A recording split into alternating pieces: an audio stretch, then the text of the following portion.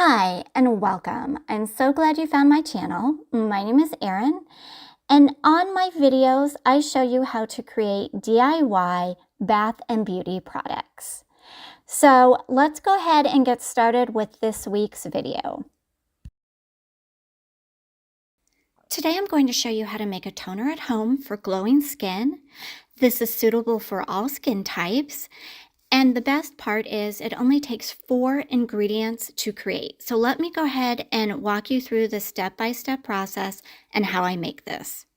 So to begin making this toner, the very first thing I'm going to do is I'm going to go ahead and weigh out into my beaker some glycerin.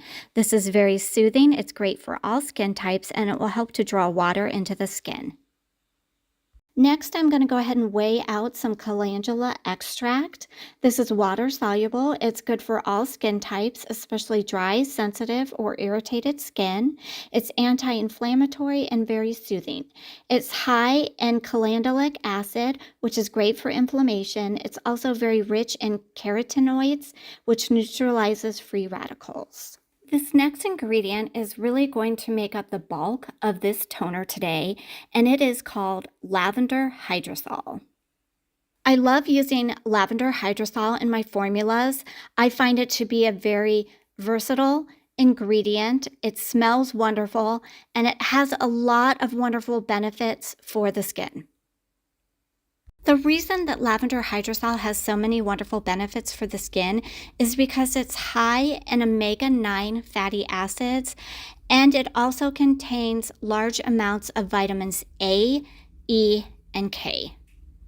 If you're wanting to use something besides lavender hydrosol, continue watching this video because like all my videos on my channel, I do include some substitutions that I would recommend for all the formulas I make. Because this toner is comprised of all water-based ingredients, I know I'm going to have to add this next ingredient, which is my preservative.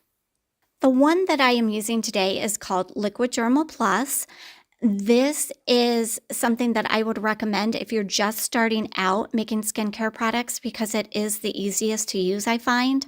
And what a preservative will do is it will just help to really keep any bacteria, mold, or yeast from growing in your product, but it will also help to ensure that your product is stable. Okay, I'm going to go ahead and take this off my scale, and then I'll just go ahead and stir this for a couple of minutes. I want to make sure that I'm combining all 4 of those ingredients together, and this will help to make sure that I have a very safe and effective product. Using this strip here, I'm going to go ahead and dip this into my toner. I'm just checking the pH. I want to make sure that it's within normal range. And then what I'm going to do is I'm going to go ahead and compare it with this guide here. And it looks like, yeah, it looks like it's right out of 5, which is perfect. So what that means is I won't need to make any adjustments whatsoever. Now I'm going to go ahead and pour everything into my spray bottle. This is such an easy and beginner-friendly formula to create. It really did come together in no time at all. And this will make you approximately 2 ounces of product. Let me go ahead and show you what this looks like when I apply it to my hand. This is very lightweight and fast absorbing. Whoops, it kind of dripped a little bit. And I really didn't have to do anything except gently rub it in because it was on my hand. But it feels really good on the skin and it will absorb and dry quickly. As I mentioned earlier in this video, here are some substitutions that I would recommend when it comes to making this face toner.